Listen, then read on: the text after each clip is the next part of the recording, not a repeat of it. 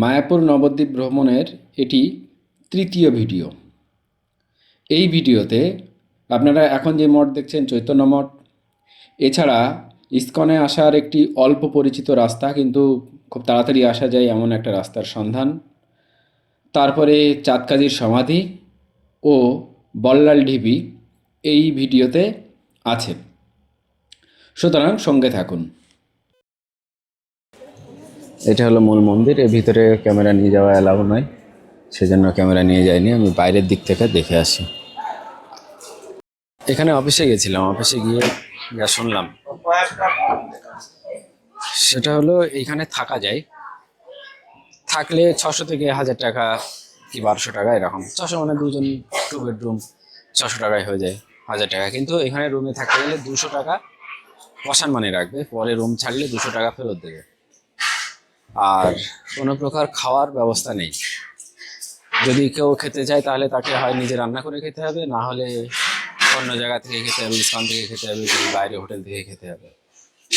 তবে বাসে প্রচুর লোক এখানে এসছে, অনেক ব্যবস্থা করে তারা নিজেরাই খাবার ইয়ে রান্নার জিনিসপত্র নিয়ে এসছে, এবং বিভিন্ন জায়গায় দেখছি যে তারা রান্না করছে। এবং তাদের জন্য, বাসের লোকেদের জন্য, তারা যদি এখানে ঘর নাও নেই তাও এখানে রান্না করতে পারে। একদিন আসলে এখানে স্নান, পায়খানা, বাথরুম সব ব্যবস্থা রয়েছে। বাইরে প্রচুর সংখ্যক রয়েছে, গাড়ি পার্কিংয়ে রেখে রান্না বান্না করে, স্নান করে, খাওয়া দাওয়া করে এখান থেকে সারাদিন কাটিয়ে দিতে পারবে, শুধুমাত্র পার্কিং করলেই হবে।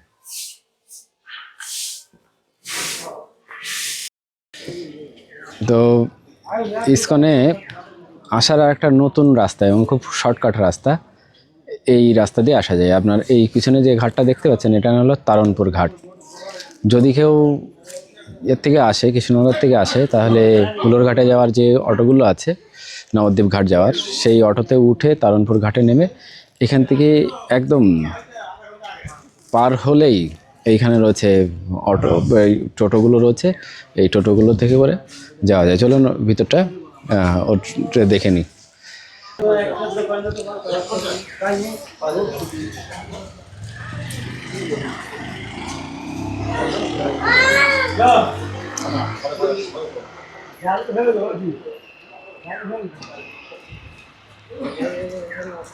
এসব ইস্কনের এরিয়া, এই যে বেড়া দেখা যাচ্ছে, এগুলো সব ইস্কনের এরিয়া। এবং এইখান থেকে যে টোটোগুলো যাচ্ছে, এই টোটো এরা ইস্কনেও নিয়ে যায় এখান থেকে, আর এখান থেকে এও যাওয়া যায়। পুরো যে মায়াপুরের সমস্ত জায়গাগুলো এরা এখানে দর্শন করিয়ে দেবে। এখানে একজন আছেন টোটোওয়ালা, ওনার কাছে জেনে নেব যে আচ্ছা, এই যে মায়াপুরের সমস্ত জায়গা যদি এখান থেকে যাওয়া হয়, তাহলে কি কি জায়গা, প্রথমে বলুন কি কি জায়গা দেখাবেন? শ্রী চৈতন্য মহাপ্রভুর জন্মস্থান, হ্যাঁ, শিবাসঙ্গন, শ্রী মদন মোহন, রাধা মদন মোহন, মাসির বাড়ি রাধাকুণ্ড, শ্যামকুণ্ড, গিরিগোবর্ধন, গুপ্ত বৃন্দাবন, শিবডুবা, উড়িয়া মঠ, তারপরে ইস্কন মন্দিরের 4 নম্বর গেটে ছেড়ে দেয়। 4 নম্বর গেটে ছেড়ে দেবেন।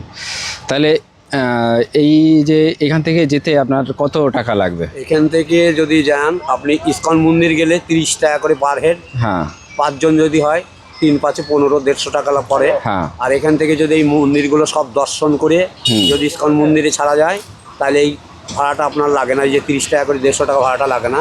এখান থেকে আপনার 450 টাকায় সব মন্দির, মায়াপুরের সমস্ত মন্দির দর্শন করানো হয়। আচ্ছা আচ্ছা। এই যে টোটোগুলোর ডিজাইনটা একটু আলাদা। এই টোটো সব সামনের দিকেই বসা যায়, অন্য দিকের টোটোগুলো আবার এদিকে থাকে আর এইদিকে থাকে। হ্যাঁ, এই টোটোগুলোর আবার ডিজাইন, সবগুলো টোটো আমাদের মায়াপুর মন্দির চত্বরে এখন এই টোটোগুলোই বেশি চালু। আগে ছিল ওইগুলো, এখন ওইগুলোর থেকে এইগুলোকে আমাদের এখানে মন্দিরের লোক সব বেশি পছন্দ করে, তাই আমাদের সব টোটোগুলোই অধিকাংশই এইরকম। হ্যাঁ, সামনের দিকে, সবই সামনের দিকে। সিট, একজনের আর একজনের মুখের দিকে, নিঃশ্বাস হ্যাঁ লাগে না, আর বসতেও সুবিধা, মানে যেতে সুবিধা হয়, যেতেও সুবিধা হবে। কেউ আবার বলে আমার মাথা ঘুরছে, ওইগুলো বলবে না, একই দিকে চলো। আচ্ছা আচ্ছা। তাহলে এইটা হলো তারণপুর ঘাট, তাই তো? তারণপুর ফেরিঘাট। আচ্ছা, এই ঘাটে একটা ফোন নাম্বার আপনি বলে দিন, যে যদি কেউ আসে তো যোগাযোগ করতে পারবে এইখানে। হ্যাঁ বলুন, আপনি বলুন। 7866907382। আচ্ছা আচ্ছা, ঠিক আছে, আমরা এটা নিয়ে নিলাম ভিডিওতে। এই ঘাটের আরেকটা বৈশিষ্ট্য হলো এইখানে এই ঘাট থেকে 4 চাকা গাড়ি পার হয়ে যায়, কিন্তু অন্য কোনো ঘাট থেকে 4 চাকা গাড়ি পার হয় না। এখানে দেখলাম অটো যাচ্ছে, টোটো যাচ্ছে, সব নৌকায় করে পার হচ্ছে।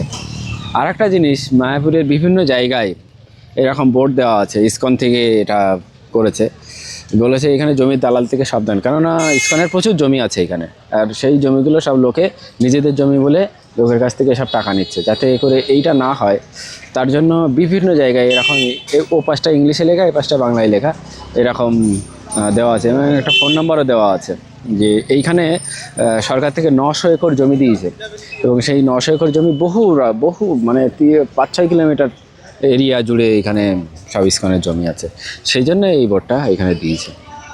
এখানে তো টোটোওয়ালা বললো 30 টাকা করে ভাড়া, কিন্তু এখান থেকে 1/2 কিলোমিটার মতন রাস্তা, অনেকেই চেনে না বলে এখান থেকে ওদের কাছ থেকে এত টাকা দিয়ে টোটোওয়ালা যায়, কিন্তু একদমই কাছে।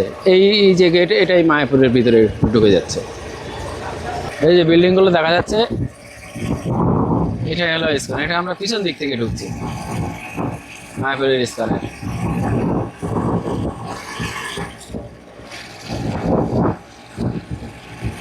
সকাল 10টা 22 বাজে, এখনো রোদের দেখা নেই, কুয়াশা।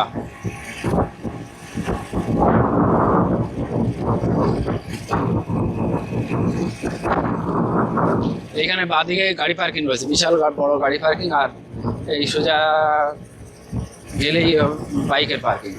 ওদিকেও আছে বাইকের পার্কিং, কিন্তু ইসকনের ভিতরে যে গাড়ি পার্কিং সেটা হলো এইটা বাঁদিকেরটা।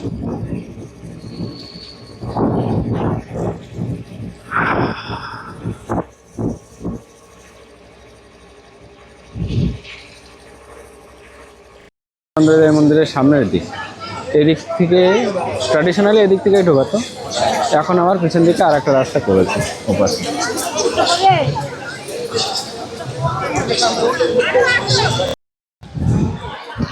মায়াপুর ইসকন সম্পর্কে বলতে গেলে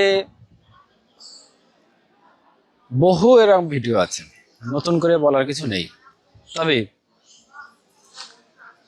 আমি যখন মায়াপুরে প্রথম এসেছি, তখন এই যে পিছনে যে নরসিংহ মন্দিরটা রয়েছে, এই মন্দির, তখন এই জায়গাটায় ধান চাষ হতো, আর হরিণ, ময়ূর, অনেক ধরনের প্রাণী এখানে ছিল আলাদা আলাদা খাঁচায়। আর এখানে ধান চাষ হতো, আর চন্দ্রোদয় মন্দিরটা ছিল, আর ওপাশে একটা মন্দির ছিল ওইখানটাই হলো যেখানে অখণ্ড হরিনাম হয় সেইখানে। অনেকেই ইসকনকে খারাপ বলে, আবার কেউ ভালো বলে, তবে আমার মতে মহাপ্রভু একটা কথা বলেছিলেন যে পৃথিবীতে যত আছে নগরাদি গ্রাম, সর্বত্র প্রচার হবে মোর এই নাম। সেই কাজটা কিন্তু ইসকন করছে। তবে এদের ব্যবসায়িক বুদ্ধি আছে প্রবল, কিভাবে টাকা মানুষের কাছ থেকে নিতে হবে খুব ভালোভাবেই জানে। তবে ইসকন আসার জন্য নদিয়া জেলার যে একটা পরিচিতি সারা বিশ্বের, সেটা ইসকনের জন্য হচ্ছে। নদিয়া জেলার সব থেকে বড় যে ট্যুরিস্ট স্পট যদি বলা হয়, তাহলে এটাই। মানে আগে ছিল এটা ধর্মীয় আধ্যাত্মিক জায়গা, এখন ধর্মীয় আধ্যাত্মিক জায়গা কম হয়ে গেছে, বেশি হয়ে গেছে এটা ট্যুরিস্ট স্পট। একটা ট্যুরিস্ট স্পটে যেমন ধরনের যা যা জিনিস পাওয়া যায়, এখানেও সেই জিনিস তৈরি হয়ে গেছে। আর এইখানে সবকিছু জিনিসের দাম বেশি। ওপাশে নবদ্বীপ, সেখানে জিনিসের দাম কম, কিন্তু মায়াপুরে সব জিনিসের দাম বেশি। আজকে রবিবার, 4 তারিখ, 4ই জানুয়ারি, প্রচুর লোক এসেছে এখানে। এমনি আকাশ রোদ নেই, তারপরে কুয়াশা, তা বাদেও লোক এসেছে প্রচুর। মানে মানুষের নদিয়া জেলায় যদি কোথাও যেতে চায়, তাহলে সেই মায়াপুরেই আসছে তারা। সেই জন্য আমি আর নতুন করে এখানে কোনো কিছুই বললাম না। এই ইসকনের প্রচুর ভিডিও এখানে রয়েছে। সবাই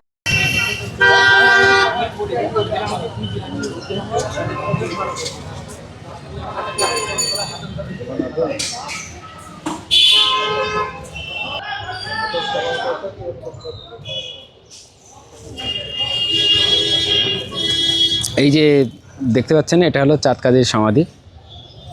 এইটা একটা ঐতিহাসিক জায়গা, চাঁদকাজির সমাধি। মহাপ্রভু আমাদের প্রথম আন্দোলন, রাজনৈতিক আন্দোলন যদি ভারতবর্ষে কেউ শিখিয়ে থাকে সেটা হলো মহাপ্রভু।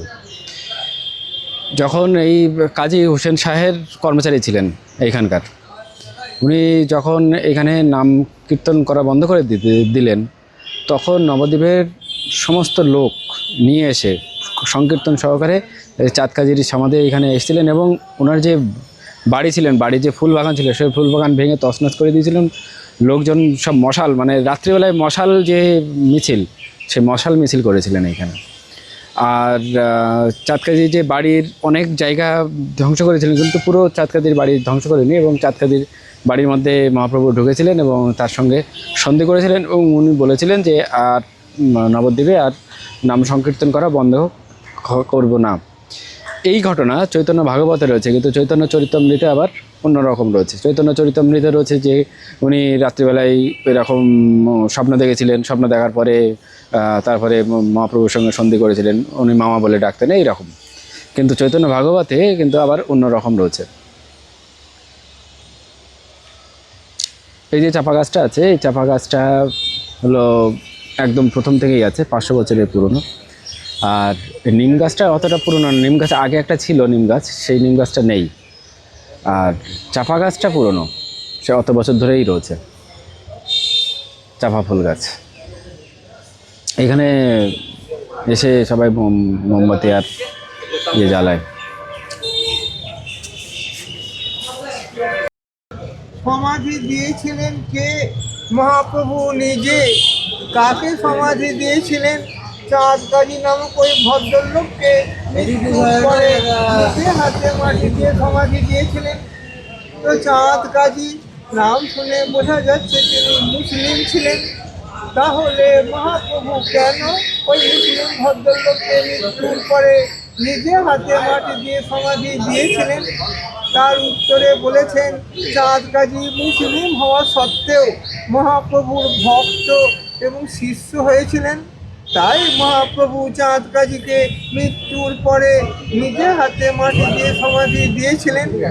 তো চাঁদ কাজী কে ছিলেন? ভাগবতে বিশ্বাসী হলে ভাগবতে বলেছে চাঁদ কাজী ছিলেন দাপর যুগে মথুরার রাজা কংস মহারাজ। সেই কংস মহারাজের দৈববাণী ছিল কৃষ্ণ ভগবানের হাতে ওনার মৃত্যু হবে। তাই মৃত্যুর ভয়ে ভীত হয়ে কংস মহারাজ কৃষ্ণ ভগবানকে মেরে ফেলার জন্য অঘাসুর, বকাসুর, কেনাবর্ত, পুতনা এই সমস্ত অসুরদের দ্বারা কৃষ্ণ ভগবানকে মেরে ফেলার চক্রান্ত করেছিল, যেটা টিভির পর্দায় আমরা দেখে থাকি। কিন্তু ভগবানের ক্ষতি করা মানুষের অসাধ্য ব্যাপার, তাই কংস মহারাজ কৃষ্ণ ভগবানের কোনো ক্ষতি করতে পারেনি। তখন কৃষ্ণ ভগবান কংস মহারাজকে বলেছিলেন, সম্পর্কে তুমি তো আমার মামা হও, তথাপিও চিনতে না পেরে মেরে ফেলার চক্রান্ত করলে। কি করে মামা হলো? দৈবকীর দাদা হলেন কংস, আর দৈবকীর মনস্কামনা পূর্ণ করার জন্য স্বয়ং কৃষ্ণ ভগবান কংসেরই কারাগারে দৈবকীর পুত্ররূপে আবির্ভূত হয়েছিলেন। যে দিনটা আমরা জন্মাষ্টমী উপলক্ষে পালন করি, তাহলে সম্পর্কে মামা ভাগ্নে হলো। তথাপিও চিনতে না পেরে মেরে ফেলার। দাঁড়াও না, দাঁড়াও না, ওখানে পুলিশের গাড়ি আসবে, ঠিক আছে, আমার হয়ে গেছে, দাঁড়াও। তুমি যখন কথা না বললাম শেষ হয়ে যাবে, যাচ্ছে 2 মিনিটের ব্যাপার তো। ওখানে পুলিশে বই ঠিক আছে, আমি পুলিশকে আমি জবাব দেবো। উনি রেখেছে, হ্যাঁ বলো তো যাও। হ্যাঁ যা, আমি যাবো, আমি শোনাবো তো। আমি তো মঠ থেকে এসেছি, তুমি যেমন টোটো চালিয়ে পয়সা রোজগার করছো, আমরা মঠ থেকে এসে প্রণামে ভিক্ষা করার জন্য হরি কথা বলছি। তা শোনার জন্য টাইম দেওয়া যাবে না প্রভু, এখন টাইম দেওয়া যাবে না। দাঁড়াও, যাচ্ছে দেখেছেন তো, এবার শুনতে সমস্যা আছে, আমাদের পুলিশে ডিস্টার্ব করছে। পুলিশে পয়সা আমার একটু প্রণামে দিয়ে যাবেন প্রভুরা, দিলে যাবেন, আমরা তো বাধ্যকতা নয়, আমরা বলেছি একটু প্রণামে যাই। দেখেছেন তো কিরকম ডিস্টার্বিং এলিমেন্টস দেখেছেন। জ্বালা তো জানি, তা আমি তো জানি তো তোমার টিপ মারলে আর একবার হবে। তুমি তো, আমি তো ডাকতে যাইনি। সব জায়গায় যদি সবাই এসছে দর্শন করতে, আপনি আপনার মতো বলুন, আমি যখন ডাকবো বলছে আপনার কি প্রভু তাড়াতাড়ি যাচ্ছে। আমি তো ডাকতে যাইনি, শুনতে চেয়েছি, আমার কথা তো বলছি না, আমি তো বলছি ভাগবতের কথা বলেছি। তুমি কেন আমার ডাকতে আসছো? ঠিক আছে, দিলেও সই, না দিলেও সই। হ্যাঁ, তোমার কি তুমি টিপ মারলে তোমার পয়সা, তাই না?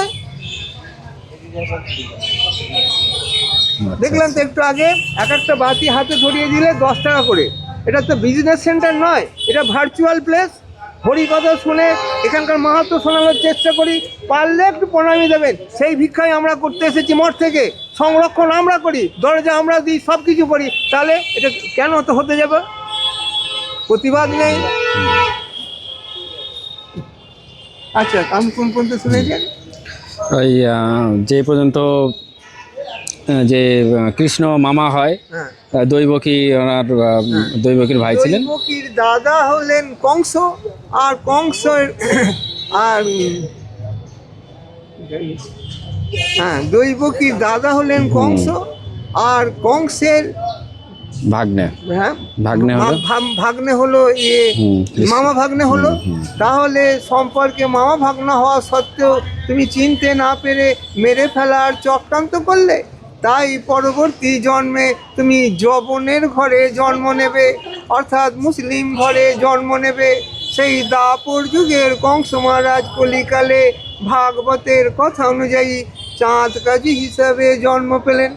তো কংস মহারাজ যখন বুঝতে পারলেন আমি অভিশাপ পেলাম, তাহলে উদ্ধার পাবো কী করে বলে মনে মনে অনুতপ্ত হয়ে ভগবানের শরণাগত হলে, তখন অন্তর্যামী কৃষ্ণ ভগবান কংস মহারাজকে বলেছিলেন আমি তোমাকে উদ্ধার করব কলিকালে।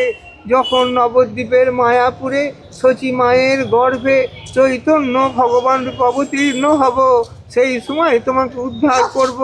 সেই চৈতন্য ভগবান চাঁদ কাজীকে হরি নাম মন্ত্র দিয়ে ভক্ত এবং শিষ্য করে উদ্ধার করেছিলেন, আর আশীর্বাদ করে বলেছিলেন তুমি যবন হয়ে মুসলিম হয়ে আমার ভক্ত এবং শিষ্য হলে, তাই তোমার নাম যাতে জগতে অমর হয়ে থাকে, তার ব্যবস্থা হিসাবে তোমার মৃত্যুর পর আমি নিজে হাতে মাটি দিয়ে সমাধি দেব, আর সমাধির উপরে একটা গোলক চাপা গাছ বসিয়ে যাব, যে গাছের ফুল সারা বছর ধরে আমার আশীর্বাদ স্বরূপ তোমার ওই সমাধিতে ঝরে পড়বে।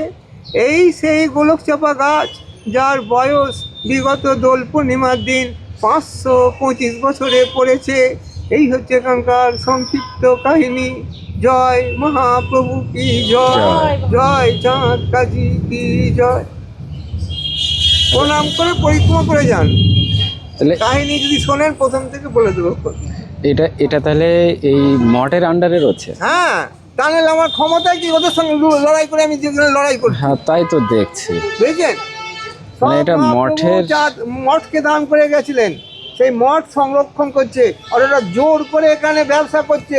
ব্যবসার জায়গা তো নয়, পাশে মসজিদ, ডাল গলে না। বুঝছেন? আচ্ছা, গলা ফাটিয়ে বলতে পারবো কেন? আর এলাকাটাই পুরো মুসলিম এলাকা। হ্যাঁ, মুসলিম এলাকা তো চারিদিকের। মানে চাঁদকাজির বাড়িটা কি এইখানেই ছিল না? না, মহারাজের কাছে শুনেছি পিছনে বাজার আছে, হ্যাঁ। বাজারের শেষ প্রান্তে ওনার এখানে জমিদার ছিলেন বলে ওনার প্রাসাদ ছিল। আচ্ছা। ভেঙে চুরে গিয়ে এখন চাষবাস হচ্ছে, বুঝেছেন? ও, মানে প্রাসাদের কোনো ভগ্নাবশেষ এখন নেই। আচ্ছা, একটা ঐতিহাসিক জায়গায় এসেছি, সেটা হলো বল্লাল ডিপি। রাজা বল্লাল সেন, লক্ষণ সেন, সামন্ত সেন, তাদের যে জায়গা, এটা আমি আগে ভিডিওতে বলেছিলাম যে বল্লাল ডিপি এমনি যাব। এর আগে চাঁদকাজির সমাধিতে গেছিলাম, আর এই বল্লাল ডিপিতে আসলাম। এখানে অনেক 1200 শতাব্দীর, মানে 1200 সালের পরে অনেকগুলো ইয়ে পাওয়া গেছে, বাড়ি পাওয়া গেছে, ইমারত বিশাল বড় বড়, যার চারপাশে উঁচু পাঁচিল ছিল। মনে করা হয় যে এইখানেই ছিল বল্লাল সেনের রাজধানী। এখানে কিছু পাথর রয়েছে, যেটা দেখে মনে হচ্ছে যে এটা কোনো মন্দিরের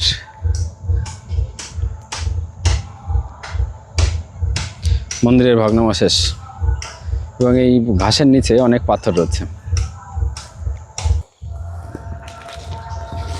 কোনো একটা জায়গায় মানুষ বাস করার পরে দীর্ঘদিন যদি সে জায়গায় না বাস করে, তাহলে সেই জায়গার যে ইটগুলো থাকে, যে জিনিসপত্রগুলো থাকে, সেগুলো সব ভেঙে চুরে আস্তে আস্তে নিচের দিকে নেমে যায় এবং অন্যান্য জায়গার যত ধুলো মাটি এসে সেখানে জমা হয়ে একসময় সেই জায়গাটা উঁচু ঢিবি হয়ে যায়। দূর থেকে দেখে মনে হয় যেন উঁচু ঢিবি, কিন্তু খুললে তার ভিতরে অনেক কিছুই পাওয়া যায়।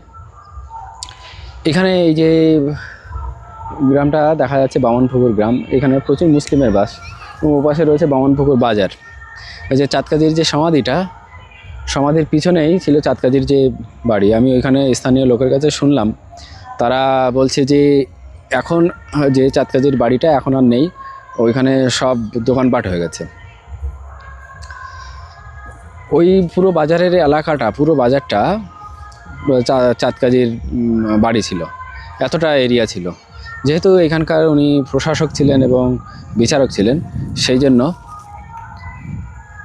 এত বড় জায়গা। প্রাচীনকালে যে ইটগুলো থাকে, সেই ইটগুলো সব ছোট ছোট পাতলা পাতলা ইট হয়, এখানে সেটাই দেখা যাচ্ছে।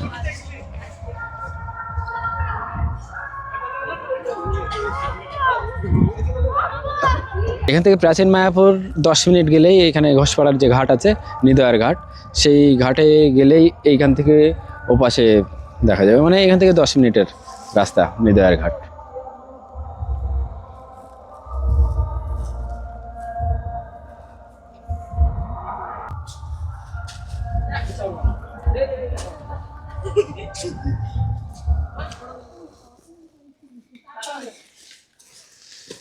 এই পাশেরটা হলো দেয়াল, আর এই পাশেরটা হলো মন্দিরের স্ট্রাকচার। এটা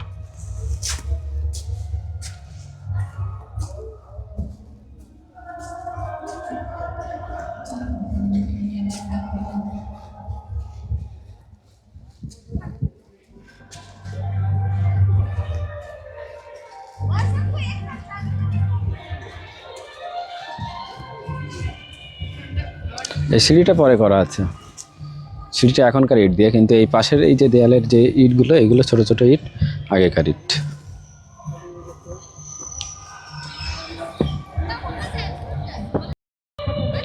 এই যে কোনো একটা মন্দিরের যে গর্ভগৃহ থেকে যে জল আসে, সেই জলটাই মকর মুখ থেকে আসে, সেটা এই হলো মকর মুখ, হলো তার প্রমাণ যে এটা যে মন্দির ছিল আগে, তার প্রমাণ এই মকর মুখের এই নিচের থেকে জল আসে।